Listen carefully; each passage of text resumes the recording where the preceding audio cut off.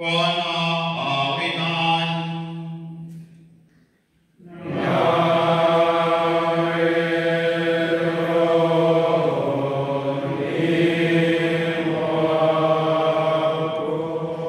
Somo katika Injili ilivyoandikwa na Luka.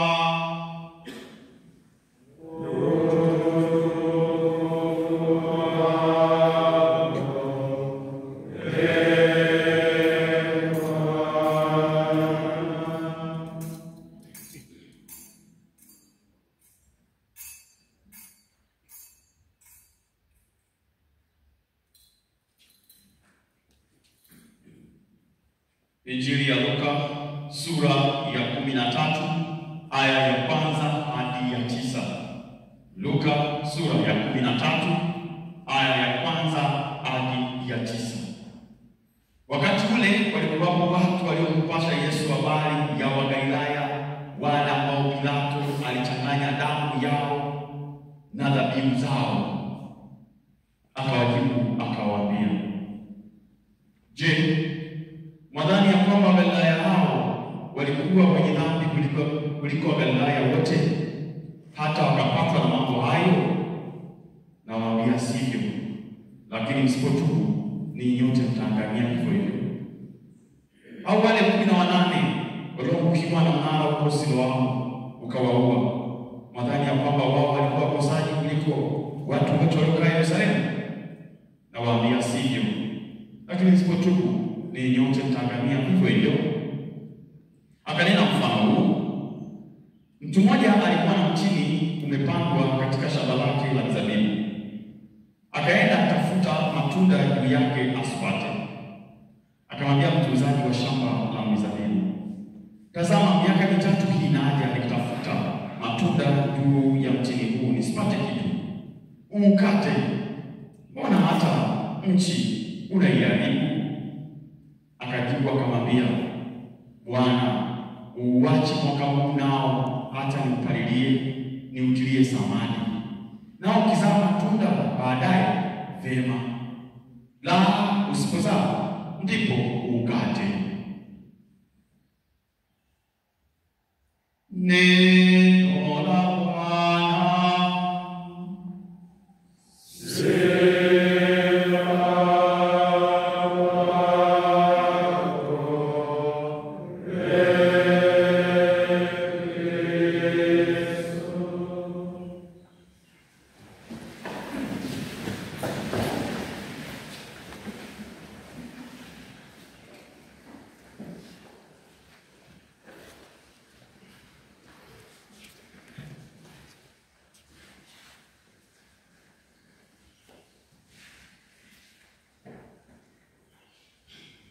Ndugu zangu katika Kristo, msifu Yesu Kristo.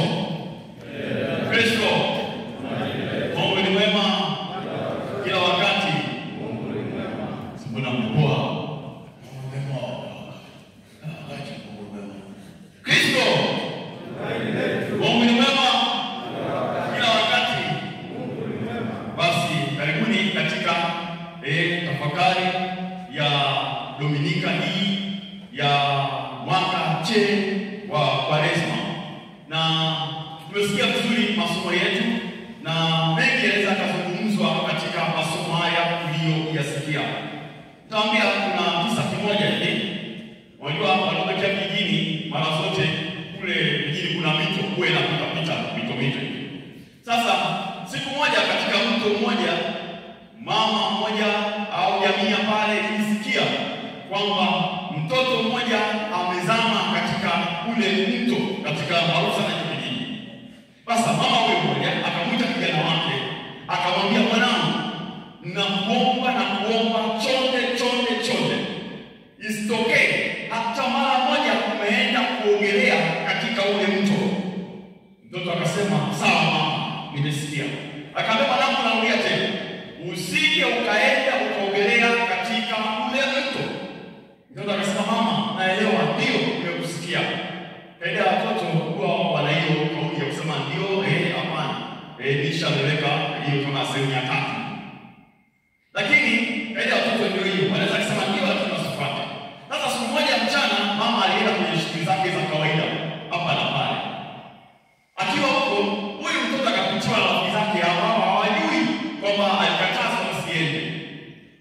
Basi na mtoto basi kaida bwana sawa. Akaenda na rafiki zake kwenye huo mto. Wakaanza basi kutamaji, wanaogelea, hivyo wanachocheza tu. Sasa kabla kuja kwenye maji kawaida kuna tabia ya kuvua viatu na kuweka pembeni. Yule mtoto akaweka viatu zake katika dimbwi. Bahati mbaya katika kuogelea maji yakapita na vile viatu. Sasa akili ikamwambia, ufuate viatu ufe au uache viatu ukachapwe. Akili kawaza akasema moyoni mwake, nife na viboko vya mama kuliko kufa maji. Basi akarudi ana viatu nyumbani. Amekaa babake aliporudi ametambua kabisa mwanae ana viatu. Akamwita. Akamwambia viatu vyako ni wapi? Akamwambia mama, viatu vimeenda na maji. Mama akamwangalia, akasema mwanangu, mbona una masikio? Mtoto akanyamaza. Mama akamwambia hivi, mwanangu nikuulize swali. Hivi ungekuwa wewe ndio mimi, alafu mimi ndio wewe, na kueleza kila kitu, nimeeleza kila kitu, nimeshindwa kufuata na nimepata kama haya, nimeyapata haya uliyopata wewe ungenifanya nini mimi? Mtoto akakaa tafakari, akasema mama, kiukweli ningekuwa mimi ndio wewe, mimi ningemsamehe tu mwanangu. Alafu nikamwambia asirudi tena. Mama akamwangalia mwanae. Akatabasamu kwa akili hiyo. Akamwambia basi, kwa kumesema na kumwambia tena mwanangu usirudie tena. Tumsifu Yesu Kristo. Unajua wakati nafikiria huu mfano, mara nyingi Mungu anafanya hivyo kama sisi. Anamwambia mwanangu usirudie nini? Usirudie tena. Usirudie tena. Na ndio maana wazo letu la leo, wamejalia Mungu wetu ni Mungu wa nyongeza. Leo mwangalie tu, Mungu wetu ni Mungu wa nyongeza. Hilo ndio wazo wa Dominika leo. Mungu wetu ni Mungu wa nini? Wewe nataka niwaambie natoka wapi sasa hiyo wazo. Hivyo tutafakari vizuri. Somo la kwanza tunatoka kitabu cha Kutoka, ile sura ya 3, aya ya kwanza mpaka ya 8a na baadaye ya 13 mpaka ya 15. Hiki kitabu ni kitabu cha pili katika mfululizo wa vitabu vya Musa au Torati. Mnafahamu kabisa Watarudia.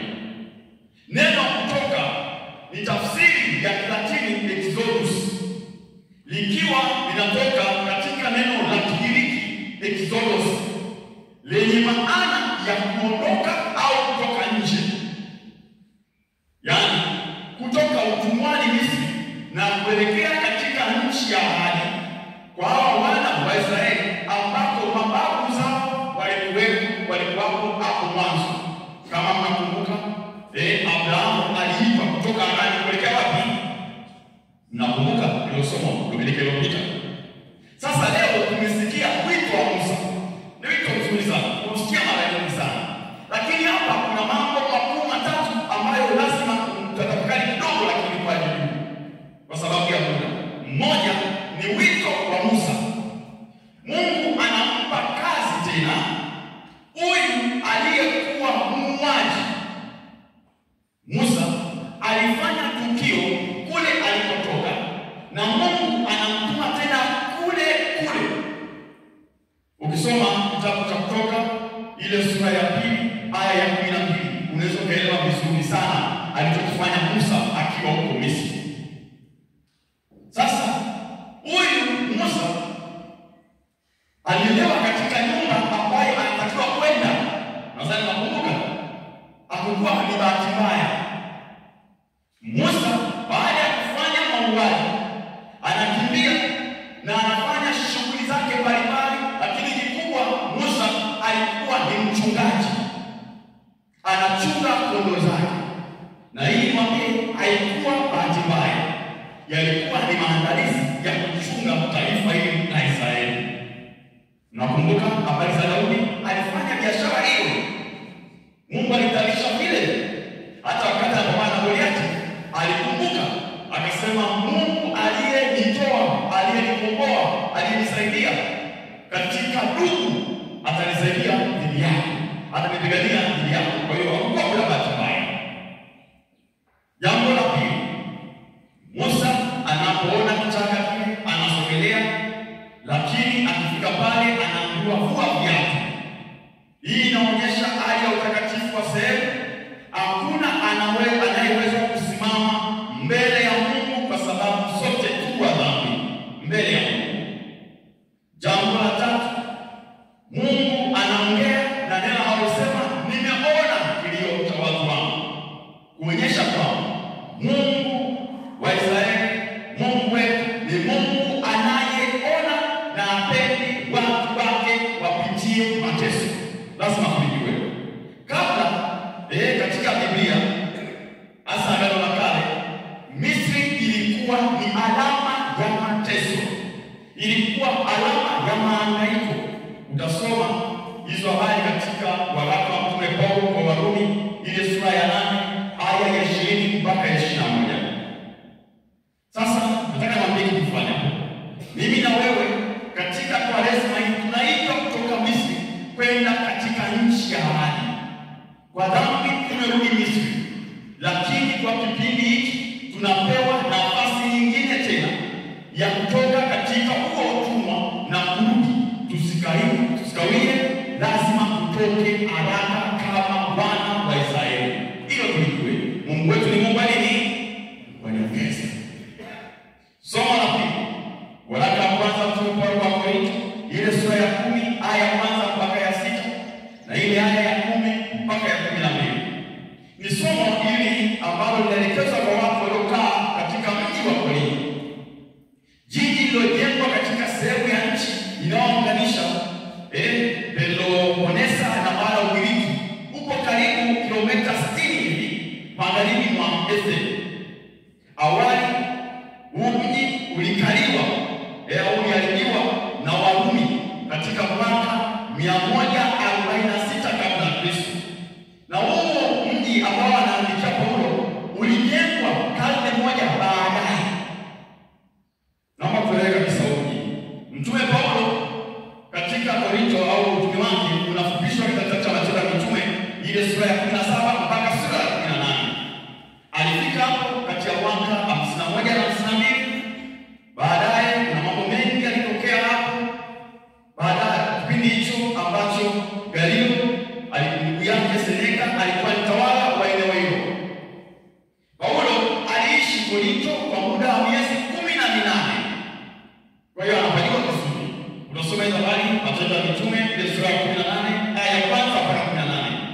Kisha akatoka kwa sababu za kufarakana, na baadaye hiyo ilikuwa ni mwaka 52. Jambo alirudi tena baada ya miaka 3. Mwaka 55 Paulo alirudi tena pale, akakaa miezi 3. Kitabu cha Matendo ya Mitume ile sura ya 20 aya ya 3. Kwa hiyo inaonyesha alijua. Na lazima kujua jiji la Korinto licha ya kutumia lugha ya Kigiriki lilikuwa na mchanganyiko wa watu mbalimbali waliotumia lugha mbalimbali.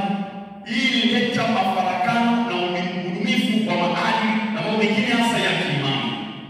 Tusome vizuri sana hii sehemu, ni nzuri sana. Paulo anaandika waraka huu akiwa Efeso. Unaweza kusoma ile sura ya 16 aya ya 8. Karibu na wakati wa Pasaka, na wanaandikia watu wa Korinto waangalie matendo yao, waangalie walivyo, ili wasije wakachukuliwa na upepo mbovu wa maadili wa jiji hilo. Ndio tunaposikia leo akimwambia kwamba Mungu anawapenda na anawapa nafasi ya kubadilika. Anawapa mfano wa baba zao wa jangwani, anaeleza historia yao. Hii historia tuwe kweli, hawa watu walikuwa wanafahamu vizuri sana. Hawa watu wa Korinto, hii habari za wana wa Israeli kutoka jangwani, hizi wanafahamu vizuri. Anawaambia mambo yote haya hayana budi kuwa fundisho kwetu. Na mkuu anasema mambo hayo yaliyowapata hao kwa jinsi ya mifano yakaandikwa ili kutuonya sisi. Anaongezea, anamalizia, anayejidhania kuwa amesimama na angalie asifanye asianguke. Anaona kwa sababu anawafahamu vizuri sana. Ndugu zangu, hapa tumepewa tena muda wa kipindi hiki. kiukweli kabisa hakuna aliyesimama vizuri. Hakuna ambaye atakayeinama mbele ya Mungu. Ndio maana tunaaswa tujiangalie kwa nini tusianguke kabisa. Sasa kija somo la Injili. Injili ya Luka ile sura ya 13 aya ya 1 mpaka ya 9. Ni njia ambayo tumesikia sana. Imegawanyika sehemu 10. Nataka niwaambie. Sehemu ya kwanza Injili ya Luka ile aya ya 1 mpaka ya 5, habari za ajali na vifo. Sehemu inayofuatia ni ile aya ya 6 mpaka ya 9, mfano wa mtini katika shamba la mzabibu. Sehemu ngapi? 2. Sasa hapa kuna mengi sana na masomo yote tunaweza kujifunza. Lakini mwanzo Mungu wetu ni Mungu wa nini? Mungu wetu ni Mungu wa nini? Sasa naomba kwa haraka mawazo mawili. Moja, moja ya dunia ni shule. Dunia ni shule. Hapa niwaambie ndugu zangu. Tukiwa kweli kabisa duniani kuna matukio ambayo ukiyatazama vizuri, ukiangalia vizuri, unaweza kujiuliza kwa nini mambo haya yanatokea. Kwa nini tunaishi? Si ajabu ukasafiri barabarani, unatoka hapa unaelekea Dar, unaelekea Moshi, unakutana na ajali mbaya ambayo unajiuliza kwa nini watu hao wamepata majanga ya namna hii. Unaona damu zimetapakaa, miili ya watu inatolewa kwenye magari, majeruhi wanalia, wengine wanaomboleza pale pembeni, mpaka unajiuliza hao watu wamekosa nini mpaka wanapitia haya. Si ajabu kwenda hospitalini ukakutana na mtoto mdogo anaumwa ugonjwa wa ajabu, mpaka unajiuliza huyu mtoto kwa akili ya kawaida kabisa amekosa nini mpaka Mungu anaruhusu huyu mtoto augue ugonjwa mbaya wa namna hii. Yaani unajiuliza kwa kusema hii hapana. Unaamini kabisa mtoto ni mwema kabisa, hastahili kupitia haya anayoyapitia. Nakumbuka mtoto mmoja aliniuliza swali la msingi sana. Nikiwa ushauri alikuwa anamuuliza mama yake anaugua kansa. Akaniuliza, "Father, nikuulize swali." Naambia naam, sababu tunasali kwa kingine. Hivi Yesu aliteseka kama mama yako? Mtoto mdogo kama ya 12 kwa kike. Kwa sababu anaonyesha mama yake, huyu mama yake hawezi kunywa. Baadaye akaniomba, "Baba, naomba unisaidie kuniombea mama." Baadaye akaniuliza, "Hivi Father, Yesu aliteseka kama mama yako?" Nikawa mtoto mdogo. Nikamuuliza kwa nini? Akasema, "Yesu aliteseka siku moja, lakini mama yangu ni mwezi wa 6 yuko hivi." Na kuuliza, "Yesu aliteseka kama mama yangu?" Kumwangalia kakosa jibu. Wakati mwingine ukimya nini? Ukiangalia tu mazingira unagundua mtoto anaongea kutoka ndani, anaongea kwa analia, sio kama alikuwa anaongea kawaida. Anaongea kauli kwa analia kwa sababu mwana anamlisha mama yake mwingine. Anamlisha asubuhi, anamlisha chao, anajua sana okay. Kwa hiyo kuna mtu mwingine anajiuliza, okay basi. Si ajabu kupita barabarani, wakati na vichaa wapo, wanakuta makopo, wengine wamechanganyikiwa. Unauliza, hivi hawa wana wazazi? Hivi hawa kweli wana ndugu? Na sio ndugu zangu. Lakini unajiuliza maswali, hivi hawa wamekosa nini mpaka wapitie haya? Si ajabu kusikia kaka, dada, baba wanajinyonga. Kitu cha kawaida sana. Unasema hivi imekuwaje? Nakumbuka wale wanaotokea Fatima kumbuka wale Fatima tano. Nakumbuka. Yeye washirika sasa kulitaja. Aliambiwa wito basi. Yeye akashikataa kwa nini? Akajinyonga. Sasa unajaribu kujiuliza kwa nini alijinyonga? Yakaanza mambo mengi sana. Na maana kwa nini alipitia hayo? Kwa nini alifanya maamuzi kama hayo? Ni maana yeye alikuwa ni mbaya kuliko shetani wote. Ni mambo ambayo lazima jiulize sana. Si ajabu kusikia matukio kama tunasikia katika Injili. Hii inatoka kwa Biblia. Mauaji yaliyotokea kwa Galilaya wale. Hii ilikuwa ni tukio la kweli. Kwa sababu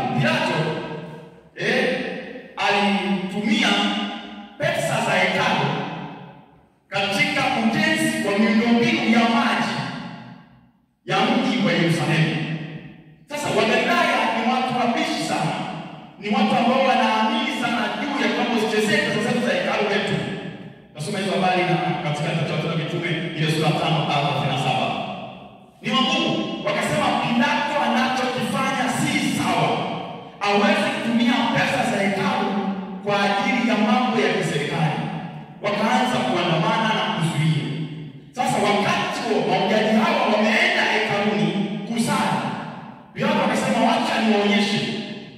Akatuma askari, watu wakiwa kanisani, akawachinja vibaya. Tukio hili likawa ni historia mbovu katika maisha ya wana wa Israeli au Wayahudi. Aliwasambaratisha wote waliokuwa wanasali katika lile hekalu kwa sababu walikuwa wanampinga. Ndio hapa watu wanaanza kumpasha Yesu habari. Yesu, umesikia kitokea Galilaya? Pia alichokifanya? Yesu anamwambia hivi, hamjui. Nadhani wana Galilaya walikuwa wabaya. Wanachopiga haya mambo kwa kumpinga pia. Wabaya kuliko wengine wote. Msipotubu mtafanya nini? Mtaangamia. Dunia ni nini? Shule. Baadaye anawapa yeye wanapa habari. Au wale wanaokuwa na mnara wa Kristo wao. Mnadhani walikuwa vipi?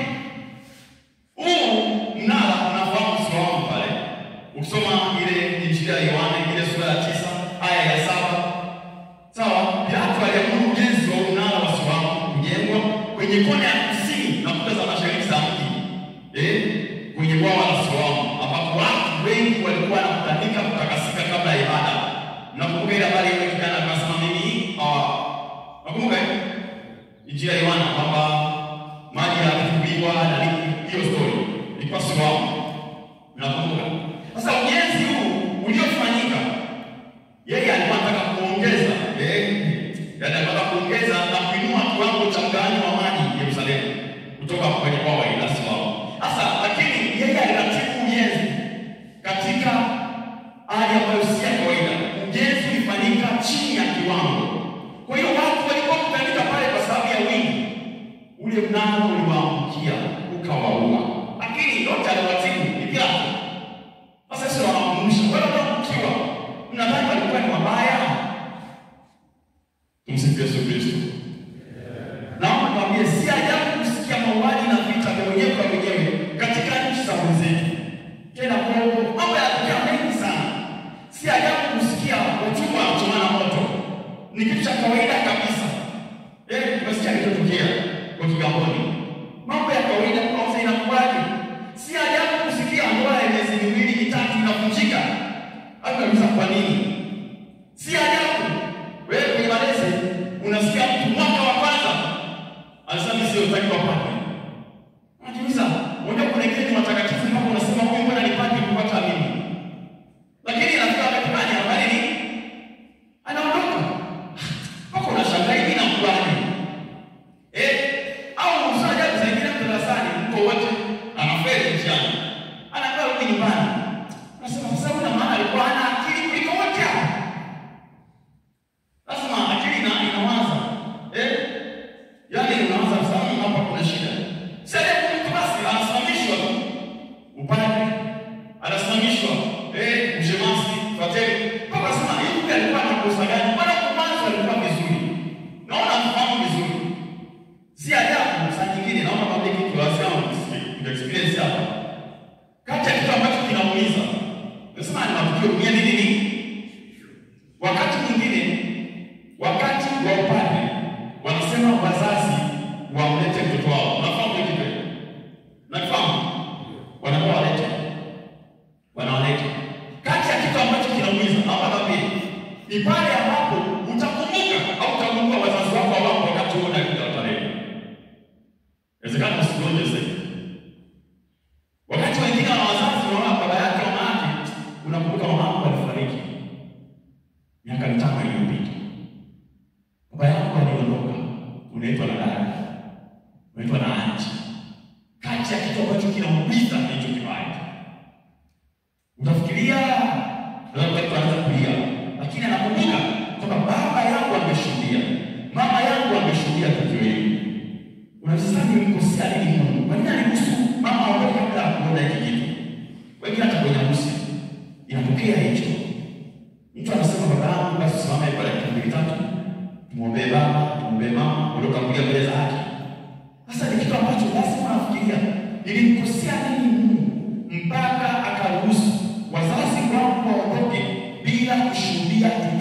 mbili muhimu katika safari yangu ya maisha. Dunia ni nini? Ni shule. Ndugu zangu, naomba niwaambie, wanaopitia haya si kwamba ni wabaya, si kwamba hawastahili, bali Mungu anatufundisha kitu, mimi na wewe. Mungu anatufundisha kwamba maisha yako yanaweza kufika mwisho muda wowote. Usipoacha kiburi utaangamia, usipoacha wivu utaangamia, usipoacha chupa utaangamia, usiposoma utaangamia, familia na mambo yako usipoacha nyumba yako utaangamia, usipoacha kilima chako utaangamia. Ukihudhuria misiba, jifunze maisha ni mafupi. Ukienda hospitalini, jifunze afya isipe kiburi. Ukienda barabarani, jifunze maisha yako yako reani. Ukisikia mikosi na majanga wengine, jifunze leo kwao, kesho kwao. Dunia ni nini? Ni shule. Wanasema maji yanayofanya meli ielewe ndio hayo yanayofanya meli izame. Dunia ni nini? Ni shule. Naomba nimalizie kwa mjadala yako, wakati ni ukuta. Wakati ni ukuta. Wanasema ujana mali ya watu ufahari uzeeni. Kitu cha kawaida. Pilika za ujana zina mwisho uzeeni. Ukiwa kijana usijisahau kwamba uzee wapi? Njiani. Ndugu zangu, naomba niwaambie, tumepewa muda mimi na wewe. Tusipo kutumia vizuri na kufanya kile Mungu anachotaka, tutakatwa na tutaangamia. Muda tuliopewa katika ulimwengu huu ni muda wa kufanya marekebisho, lakini ni muda wa kuzaa matunda. Kwaresma ni wakati wa kuzaa matunda. Naomba nikumbuke kauli ya Yesu anasema hivi, mimi nimewachagua ninyi, nami nimewaweka mwende mkazae matunda, na matunda yenu yapate kukaa. Injili ya Yohana ile sura ya 15 aya ya 16. Mungu wetu ni Mungu wa second chance. Ndio tunakisia katika sehemu ya pili. Mungu wetu ni Mungu wa second what?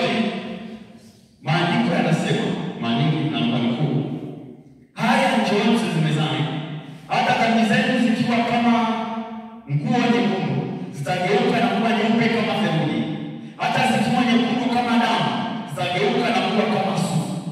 Mkikubali kutii, mtakula mema ya nchi, bali mkikataa, mtaangamizwa kwa upanga. Maana kinywa cha Bwana kimenena haya. Isaya ile sura ya kwanza aya ya 18 mpaka ya 20. Naomba niambie, Abrahamu alipewa mtoto na kutakiwa kuwa na imani juu ya neno la Mungu. Mwanzo ile 15. Ile uvumilivu ilimshinda huyu Abrahamu. Akaenda kupita na nani? Na mjakazi Abrahamu. Mungu akamwambia Abrahamu, ulichofanya sio, akampa second chance, akampa mtoto, akamwambia mtoto.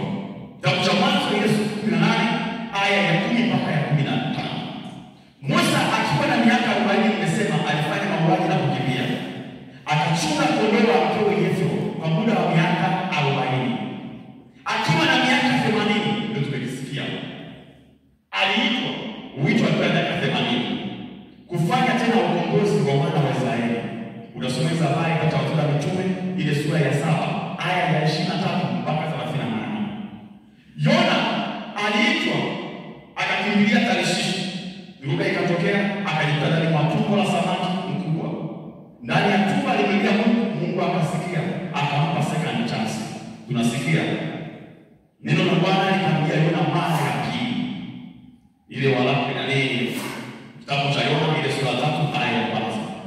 Petro mwamba alimkana Yesu mara 3. Uso kwa uso, uso wake ukiwa mkavu kabisa. Injili ya Yohana ile sura ya 18 aya ya 15 mpaka 27. Baadaye alitubu. Mungu akampa second chance. Baada ya siku 50 alihubiri juu ya Yesu Kristo katika watu wasiozigawa wanaozidi 3,000 kwa ujasiri mkubwa. Mungu alipa second chance. Tunakisikia leo katika ile somo. Bwana, naomba sikilize kauli. Bwana, uache mwaka huu nao hata nimpalilie, niutilie samani. Nao ukizama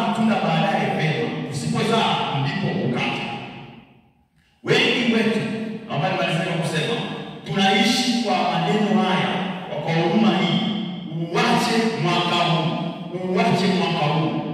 Malaika wa Mungu anawaambia mpe huyu second chance.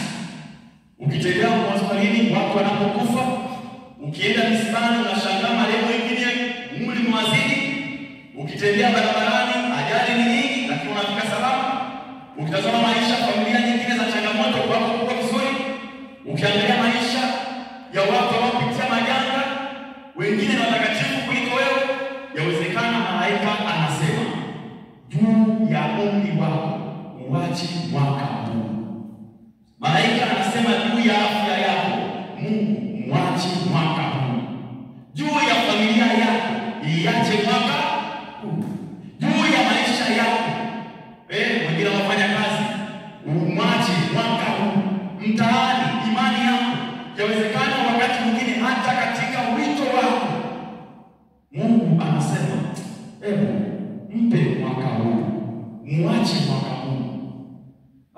Sasa hivi hapana, mpe second chance. Amefanya hivi sikatai. Naona labda anasikilisha nenda hapa na hapa, anasikilisha nenda hivi, anafanya hivi. Mungu anasema mwache mwaka huu. Naomba nimalize kusema umepewa nafasi itumie. Umri wako ni